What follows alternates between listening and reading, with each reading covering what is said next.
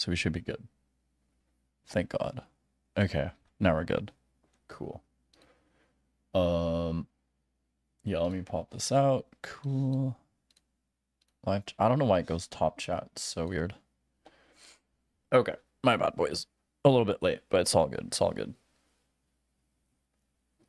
You have to press go live on YouTube, and I kind of forgot that because I'm streamed in like 8 months. So there you go. Anyways, so welcome. So yeah, we have the showcase is up. It's already live. I didn't do any social media posts for it yet, but it is live. I will post it in the chats and the description too if you want it. Should work. Cool. That's done. We're gonna listen to it anyways, but yeah, I think we're gonna do. All right, here's what we're gonna do. We're gonna start. I'm gonna explain the project, sort of where we're going, how it all came about, why it took like 2 years to even get everything going again after the album, really. And yeah, we'll kind of get into all that. But yeah, let's do that. So what got me back? I think the first thing that kind of got me back was this movie here. So F1. I love this movie. It's so damn good. And this scene sort of summarizes how I felt about my career going into it. Mr. Hayes, hi, Don Cavendish. Welcome back to the UK. It's been a while. I mean, last time you raced at Silverstone, Bill Clinton was your president, and we were all dancing the Macarena. So, must be surreal to be back. Yeah. And during that decade, you gave up racing and gambled professionally. Uh-huh. Before declaring yourself personally bankrupt. Yep. You had a marriage annulled and 2 more ended in divorce. Yep. Anything you wish you'd done differently? Yeah. And that's it. That's kind of all it took. Just to make me think about sort of what I'd done so far and what I wanted to do next. Yeah, that's kind of all it took, really. Was just sort of like seeing that movie and being like, it's not really too late. Like, it's never really too late. You can still do it. So I was like, all right, fuck it. Let's get back to work. And then from there on out, I put as much time into it as I could, which wasn't much at the time. I had a bunch of stuff going on, but I knew I wanted to come back. And so as soon as I could, I sort of got the wheel rolling and got all the songs that I had sort of together. And then I started working on the showcase, came up with a new name, because I didn't want to do what I did with Akron.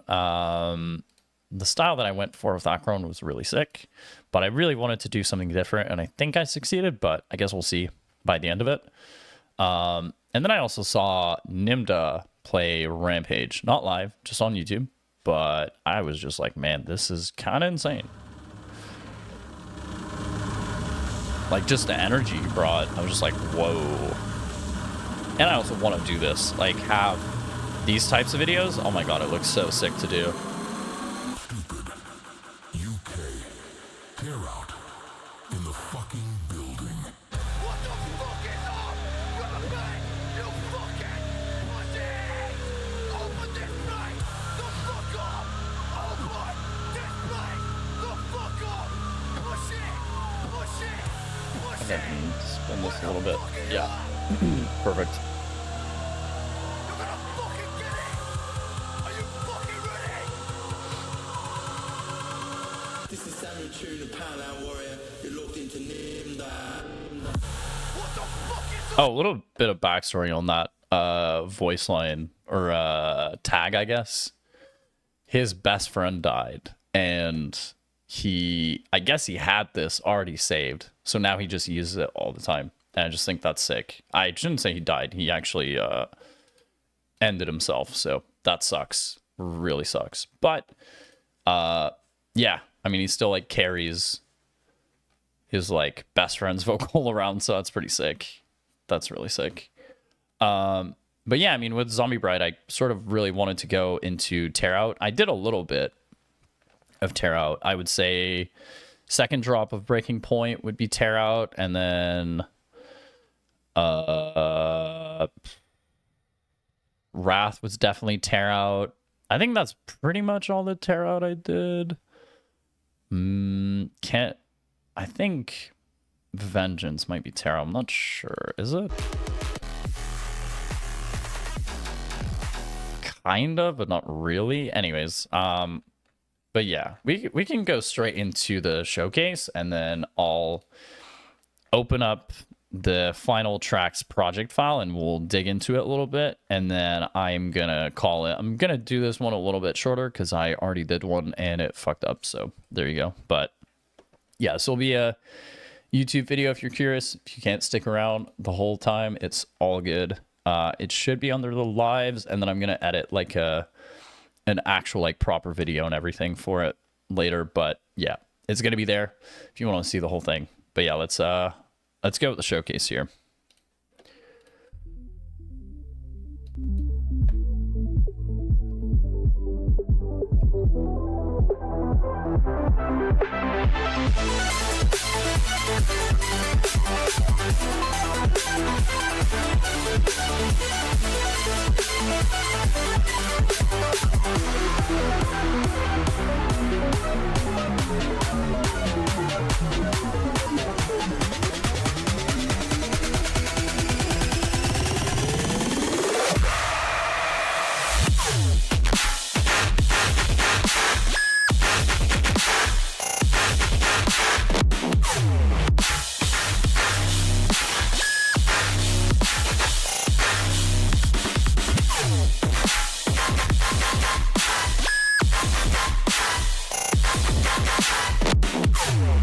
Oh yeah, all these songs are pretty much whips. I think a lot of these are finished by now, but when I was doing the showcase, there was still in whips.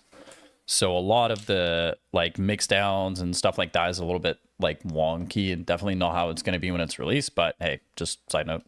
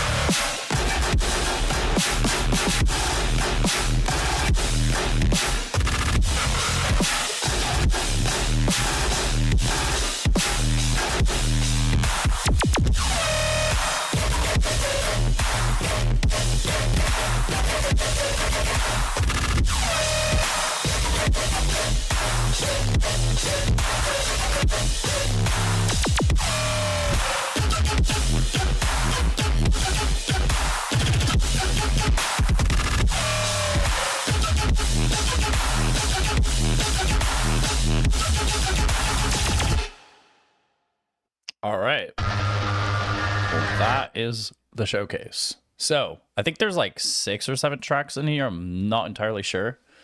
But yeah, I was trying to go like a different direction with everything. I think my intros are still very similar to how they were when I was working on Akron. So I'm kind of going to look to sort of switch that the further we get into the project. But I think that I'm definitely really comfortable writing those. So that's why they come super naturally. And then, yeah. But yeah, apart from that, nothing should be like super crazy different about the drops like going forward. I'm always going to try and like push the envelope and stuff. But like, I mean, it's it's dubstep, EDM, tear out, rhythm, like it's, they'll have their sort of like formulas and like rules. Obviously you want to break them, but it's not always possible. But yeah, anyways, let's get into the actual project file. So the last track that I played is called X Tear Out. And I have the project file here. We can kind of quickly go into it. It's not going to take super duper long, so let's kind of do that. I'm going to lower the sound a little bit just because I don't know how loud it's going to be. But yeah.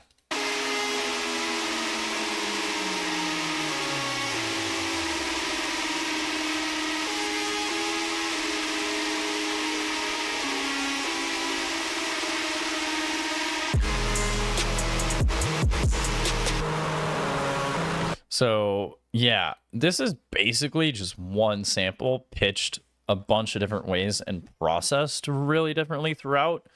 But yeah, the original samples from like a phase 1 sample pack from like, I'm not sure when. It might be a few years ago or it might be relatively recent. I'm not entirely sure.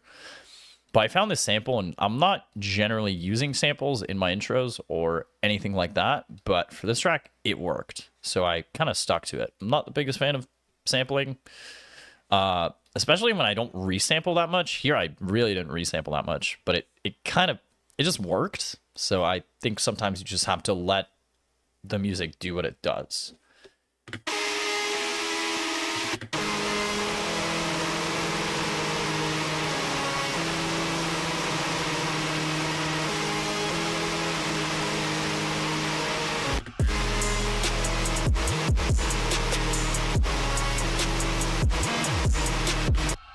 The like mix down is not perfect, but I don't really feel like it necessarily needs to be. I feel like the kick clashes a little bit with this, but I think it's okay. It's not like the biggest deal in the world. And also I kind of like that it sounds a bit messy.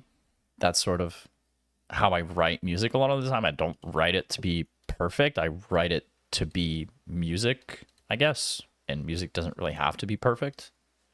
That's just my opinion, but yeah.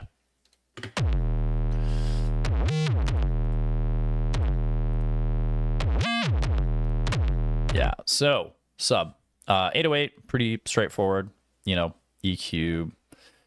Definitely did some weird channel EQ stuff, but this sounds really, the channel EQ sounds pretty sick. It's kind of undoing some of the work that I did here, but I think it sounds good, so it's fine.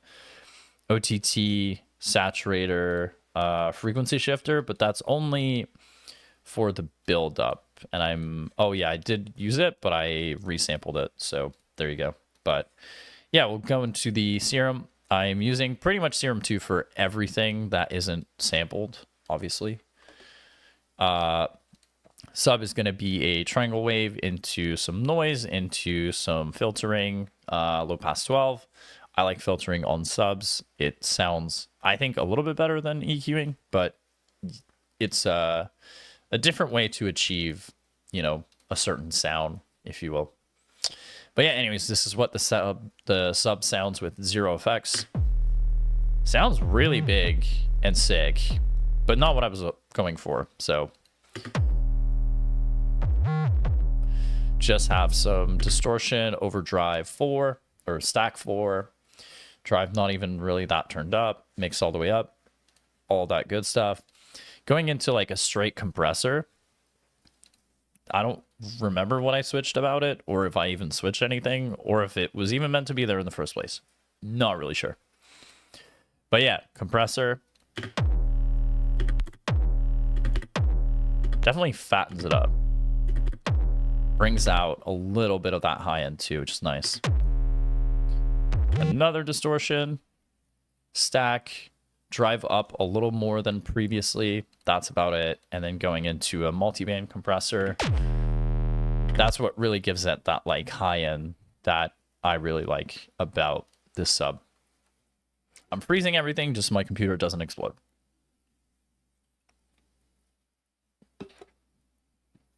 It's kind of annoying to do, but trust me, this project file sometimes reaches like 1,000% CPU. How? I don't even know, but it does do that. So yeah. Anyways, we're going to skip to the end of the build-up. honestly, nothing crazy to see here. I did use this whole sample. I tried to switch it out, but it just kind of worked. You can probably see like here that I tried to use something different, but honestly, this just fit perfect. So, you know, if it ain't broke, don't fix it.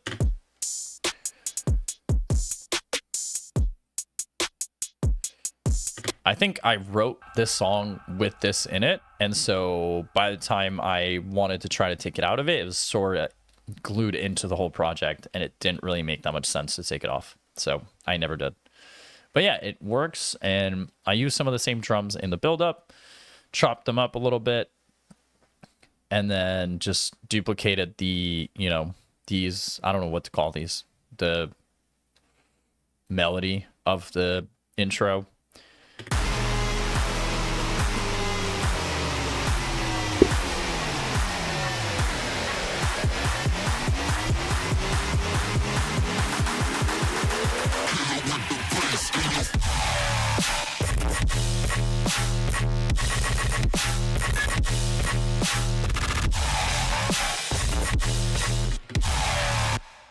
All right, so first bass that we are going to look at is this like growl / long boy type thing. It's pretty sick. I pretty much created every single bass in the project from that one bass. And yeah, so if you want to sort of work out how I made this track, just pretty much get this first bass and then you can figure out the rest from there. It's really like literally just copy pasted everywhere, just tweaked differently. So we're gonna have that sub 0, no minus or plus, just because I write everything at 0. Whenever I write basses, everything's at 0, so I don't have to pitch it up or down. I can play it at the octave that it's at, and then any plus or minus. I don't have to do like weird calculations to know which octave I'm actually hitting, pretty much. Like if I'm hitting +3, I'm actually hitting +3 octaves. So that's why I do it that way. I know a lot of people don't do it that way. I don't know if it makes a ton of a difference or any difference at all, but for me, that's just what's worked for like 7 years. So it's all good. All right, so sub going into wavetable 1, which is going to be your analog BD sine. It's an old wavetable from like Serum 1. FM from B.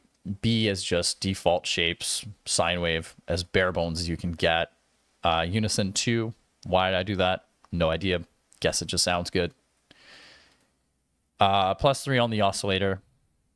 This usually helps with the FM, and also because this is also outputting sound, it's going to help with that too. If I reset it to... Right. Anyways, it does make a pretty big difference, especially when you add in stuff like pitch modulation, which for this I'm going LFO2. Where's my LFO2? Into main tuning, previously called master tuning, but we're switching everything. Yeah, even in Ableton. I used to be on Ableton 10 for like 5 years, and it was always called master, and now it's called main. Yep. That's kind of that. That's where we're at. So yeah, anyways, let's go into all these effects. So we're gonna have our big distortion, but let's hear it without all the effects first. Definitely a cool, like, could be used in like deep dub type sound. Definitely cool, but not what I was looking for this. Very cool again, but again, not what I'm looking for. So yeah. Overdrive, stack 4, drive at about like 52%, mix all the way up. Then we're splitting the highs and the low. Reason is I'm using convolve, a convolver, and you don't really want that to go on the low end. Honestly, it might sound sick if you do put it on the low end. We can even try it. Definitely sounds weird. Not what I'm looking for. Then you're gonna get your like filter. In this case, it's a Combs. Nothing insane here. You know, cut off 27. I'm not gonna go into all the finer details. It doesn't matter. As long as you get a Combs and you sort of figure out where you sort of want those frequencies to sit, the resonance, all that, you can make pretty much any sound. The combs is actually getting volume. LFO1 is going to the mix, just so it's not always present. I think that's for the tail, but I'm not entirely sure because there is still like a lot of tail to the sound. Compressor, multiband, classic. I think I tweaked quite a few settings just to get it where I wanted, but yeah, I just kind of tweak until I hear what I'm looking for, and that's about it. Don't really think too much about it. Another distortion. This one is way emphasized. We have stack 4, drive all the way, mix all the way. And then we're going to have a filter, notch filter. I don't usually use notch filters, but I think it sounded pretty sick here. LFO1 is modulating mix and cutoff. So yeah, takes away frequencies, but by taking away frequency, you kind of add frequencies. It's kind of weird, but it sort of works out that way. And then lastly, we're going to have that soft clip distortion. Drive is at like 25%, 22%, mix all the way up. Nothing crazy here, but that's the sound. Then we're going to get into the actual like guns. So this is the gun that modeled pretty much every other gun in this song. So we'll just give it a quick listen.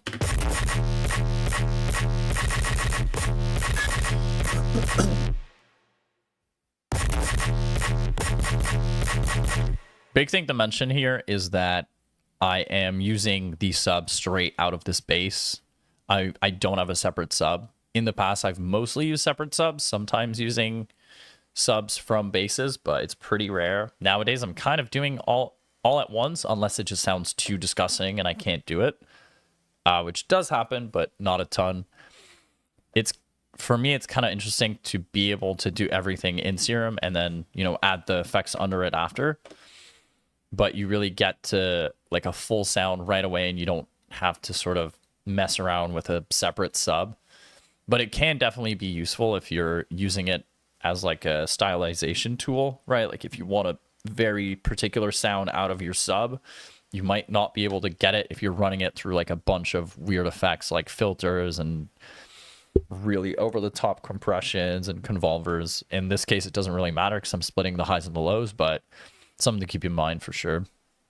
And then this is the first bass, except different sub oscillator, like using a sine wave instead of a triangle wave. And then we're going into like a spectral oscillator, which is just a hi-hat sample from VR's pack from like, I don't know, 7 years ago, who knows.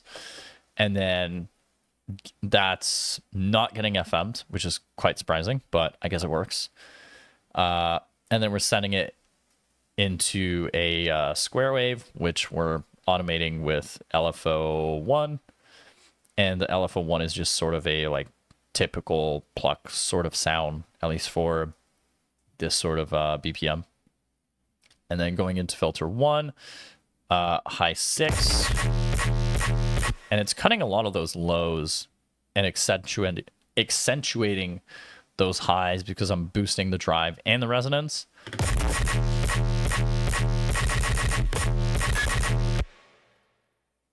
But yeah, you really get a lot of weird tonalities when you boost frequencies that you generally don't. And especially with this, with the square wave, it's definitely adding a ton of like weird tonality to the sound.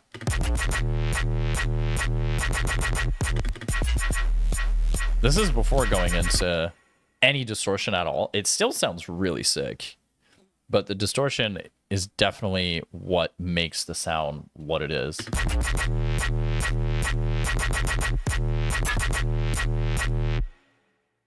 This a little bit.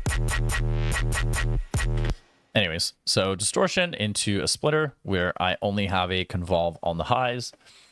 Digital gated, I believe decay is like shortened. It's probably a lot higher when you put it on. Damp is turned all the way down, all that sort of stuff. Going into multiband compressor, which is adding a lot of high-end frequencies, which is really what you want with a lot of these sounds, especially if you're like combining a sub is really important to have that separation of sub and gun type thing. So yeah, definitely want to do that. Going into a Combs filter, which sounds really bad, but when you add that last distortion, that's what sort of glues everything together. And this is just overdrive, stack 2, drive all the way up, mix all the way up. And that's really the final touch that gives this sound sort of all that power that it needs to stand out in the mix.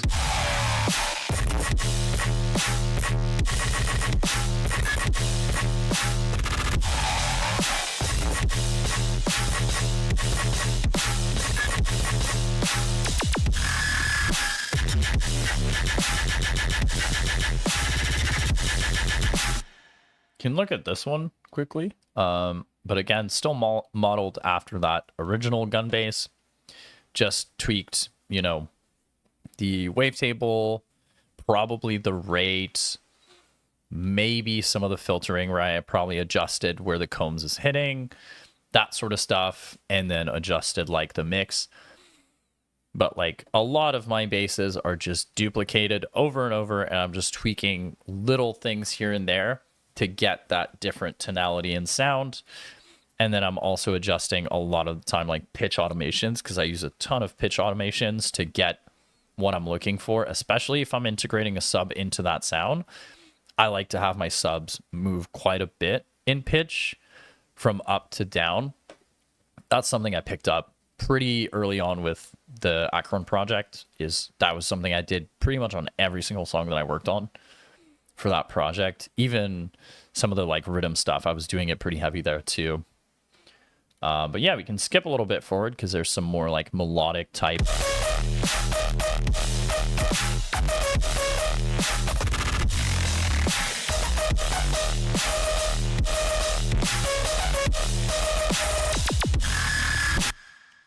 But yeah, if we look at this closely, I think the biggest thing that we're going to notice is that I'm just adding a third wavetable. Still using all the same techniques as previously, and I probably adjusted some of these like LFO shapes and rate and stuff like that. That's definitely going to help. And I added a bright white. I'm not entirely sure why, I don't remember, but I'm sure it added something that I really wanted out of it. And then the filter is going to be like cutoff is going to be different. The mix from LFO1 is going to be different, but realistically, like it's same sound, just with a saw wave +4, some noise, and some little things tweaked here and there. And the sub has changed like a little bit from this waveform to that waveform, which is a round rect. Not sure what that sort of looks like, because here it's not super obvious that it's even different, but you have probably like a straight sine wave and then a round rect, whatever that means. So, yep. Let's see. Can I show this? Yeah, it's the same bass. Just honestly, I'm just, 16ths, triplets. That's what it's going to sound like. And I think it's just not pitched up as high as most of the other basses in the project. But yeah, it's sort of that sound. We can probably take a look at this really quick, which is a derivative of the original growl. But yeah, I'm pretty sure the only thing I changed is the sub and maybe some like a cutoff here and like mix levels. I don't even know if I switched the cutoff. Yeah, so that's kind of that.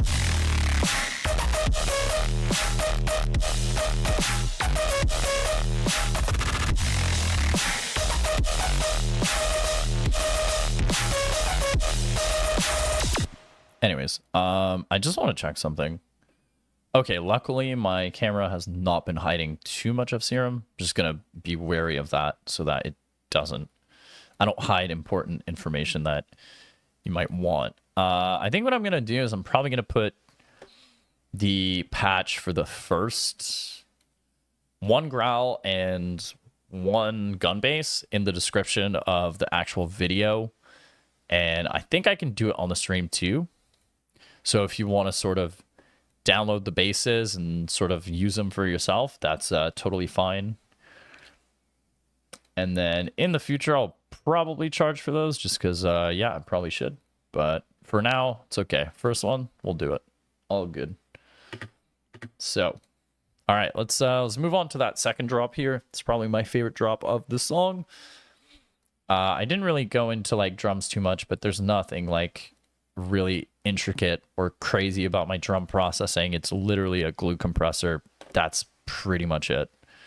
And then maybe some like transient shaping somewhere, but honestly, I guess it didn't even need it because I didn't end up using it. So there you go. But yeah, nothing crazy. I'll play the drums real quick, but it's just basic tear out drums. It's all good.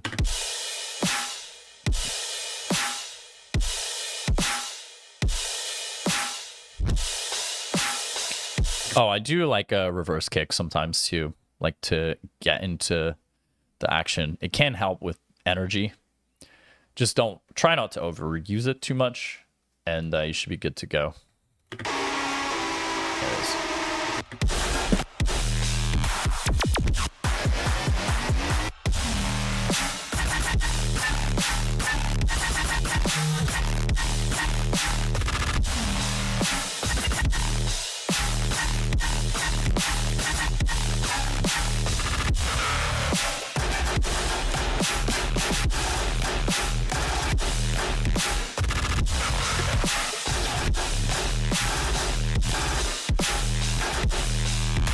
Anyway, so that is the second drop. We can sort of take a look at that first growl hit. It's not going to be too different from the first one, but still take a look at it. Yeah, so we have different wavetables now. Basic MG. You know, some little things are going to be tweaked. LFO1 on FM might be tweaked from the original, +2 on the oscillator. All that sort of stuff. Like, it's just about learning which effects are gonna have some sort of a difference, and if you don't know what effects are gonna make what difference, then just try out a million things until you get sort of a desired sound, and eventually you'll get better at, you know, knowing which effects are consistently going to give you certain outcomes. That's sort of how I learned a lot of my sound design, is not really reading any manuals. I've never read the Serum 1 or 2 manual. I might this time around, just because I've advanced quite a bit from where I was like 5 years ago to now. So it might actually be useful to go through and learn some of the more like intricate details of sort of how the back end of Serum works, right? Like some of the Matrix stuff there might be some like cool stuff in the Matrix I don't know about. But yeah, you know, still, I think what is really changing some of these sounds is like the pitch automation taking like way longer, like 2 bars, 4 bars, half a bar, 1 bar. That sort of really helps these sounds sort of stand out. And if you're going to make growls, that is sort of a good way to go about it, is to have these volume automations that are quite, you know, accentuated. From like 100 to 0 in like 2 bars is quite a drastic shift.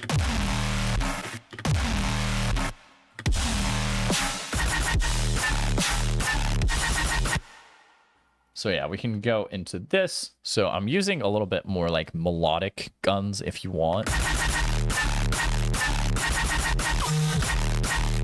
Keeping that like giant sub that I really like. It's really kind of what made this entire track, is just having this really blown out distorted sub and mixing it with these super high frequencies that just ended up sounding super sick.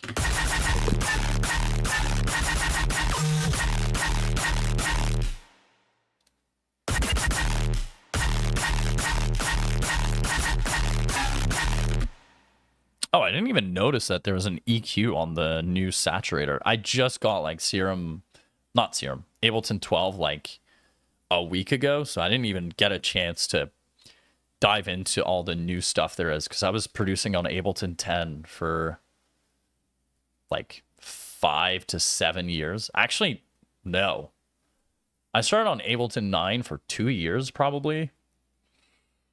Yeah, probably like 6 years on Ableton 10. But I liked Ableton 10 a lot. I didn't feel like I wanted to switch too much. But yeah, Serum 12 is pretty good. But I just don't... There's not that much new stuff, or as much as I would want there to be, in my opinion. Like, if Ableton was the way FL is, where you get free updates, I think Ableton would be a lot better for it. But I also understand that Ableton is a private company who wants to make money. And if you're releasing a DAW update every year, then it's like understandable that you want to make people pay for it. I get it, but I do think free updates for life would be sick. Shout out FL, I guess, for that. But yeah, let's keep going here on that second drop, and then we'll call it a day, 'cause it's been long for me also.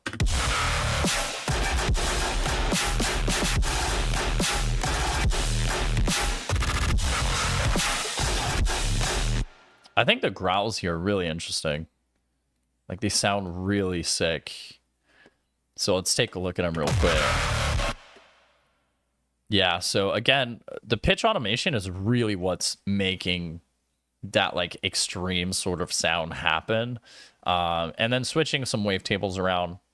Like, a lot of the time, if you don't know what to switch, like, wavetables are a good place to start. If you're using like Combs filters, that's going to be a really good place to tweak up or down a little bit.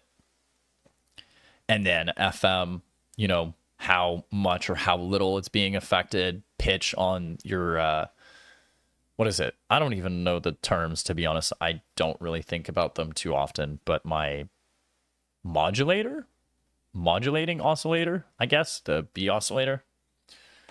So yeah. And then I don't know if I've had a band 24 filter before, or if that's always been there, but could be different. Yeah. Definitely sounds sick though. And still keeping that huge distortion sub.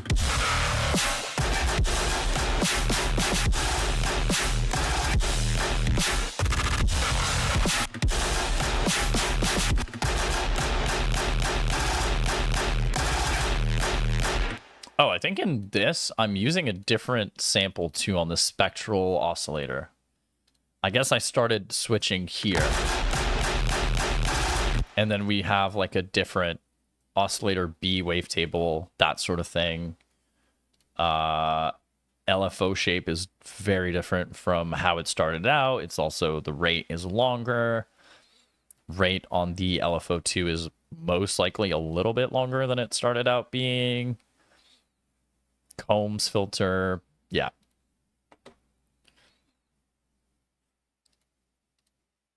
Yeah, but honestly, like, one of the most important parts for a lot of my sounds is going to be the main tuning. I think that's such a useful trick if you want to have variety in how your sounds sort of hit. Super useful. And then if you apply like a lot of the other stuff that I'm doing with some of these sounds, like, it's really going to make you stand out, I think, anyways.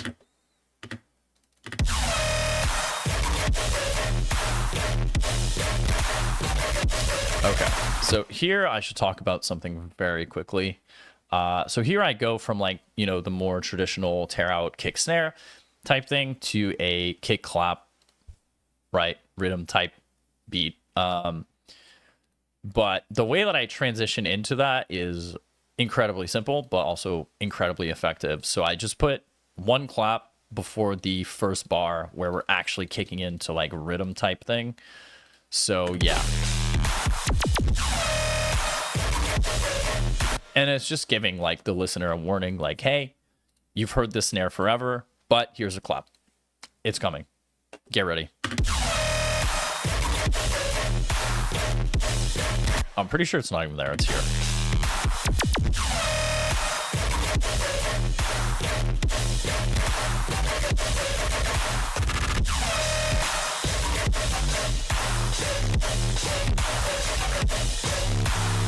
I'm actually using a crash instead of a hi-hat pretty much to get that same rhythm timing. I think it kind of works. But I could have probably put a hi-hat too. I don't know if I ever tried to do it and it just didn't sound that great, so I took it out, but I'm not sure. But it's something to try if you ever want to do this sort of drop, switch up type thing. Yeah. Can be good, can also suck, but yeah, just go with your gut here.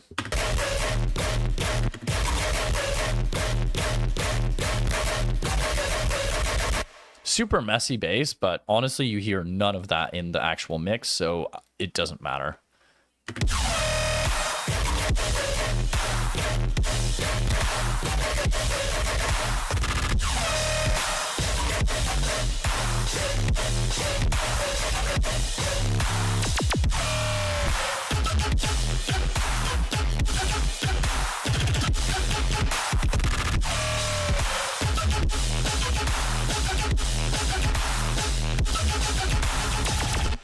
All right, so we'll just go over these like super quick, and then I'm gonna call it a day. So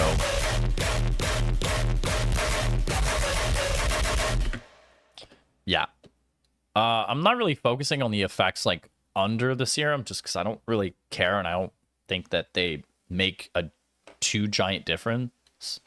The OTT might, but pretty much everybody uses OTT, so I don't really feel like covering it too much. It's like, okay, well, it's just like a thing that most people do. Yeah, it's all good. Yeah, I think I'm pretty sure I'm still using the same sample, using a square wave +4, all that sort of thing. LFO rate is still pretty long at 1 bar. We might be doing some stuff with the cutoff, I'm assuming a little bit. That's pretty much it. But yeah, I'm pretty sure the biggest thing that gives it that sort of rhythm, high pitch sort of thing is going to be the square wave with +4 octaves on it. And then lastly, this one here.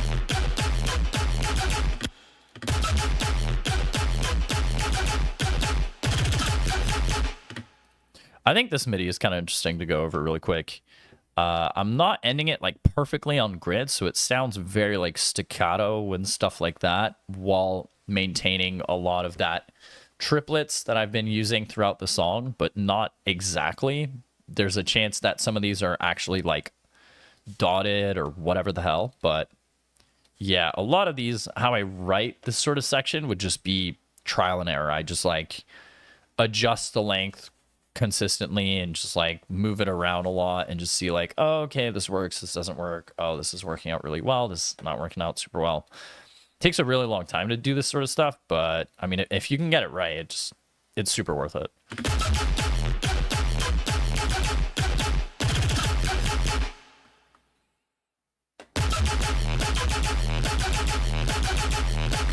And also like the sub kicks in whenever this sort of like all these oscillator stops, so that's why you get these like nice cool tails to these sounds. It's built by design and very intentionally, to be honest.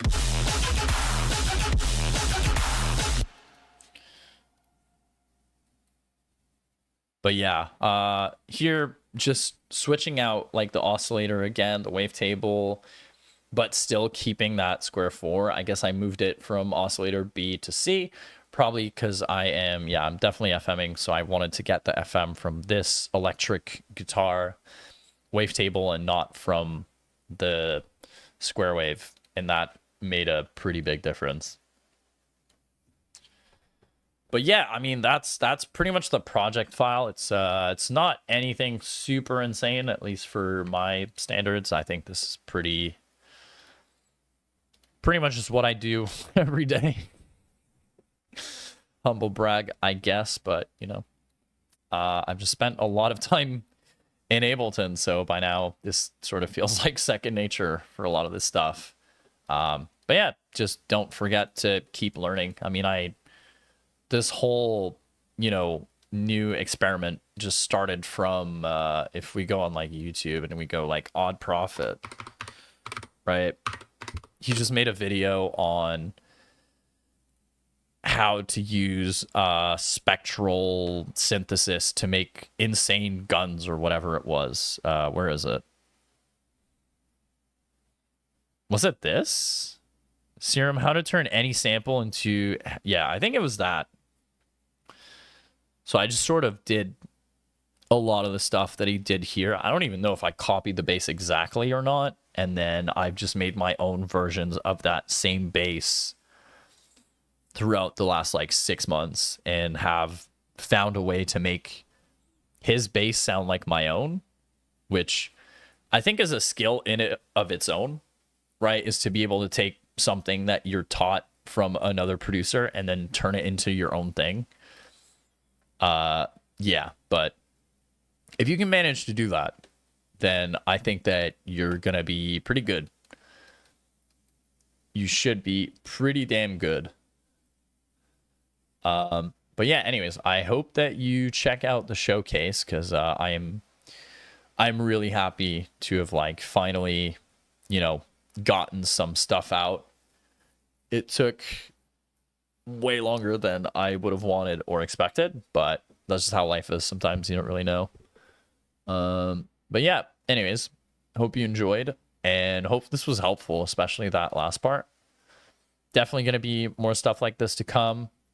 I'm going to do like a Patreon sort of thing where I'll give a lot of these lessons behind paywall, just because as much as I want to give stuff out for free, I'm also at an age where it doesn't really make sense and I should make as much money from my skills as I can. So yeah, I mean, you're just not young forever. That's all it is. Anyways, thank you so much, and we will catch you in the next one, boys. Later.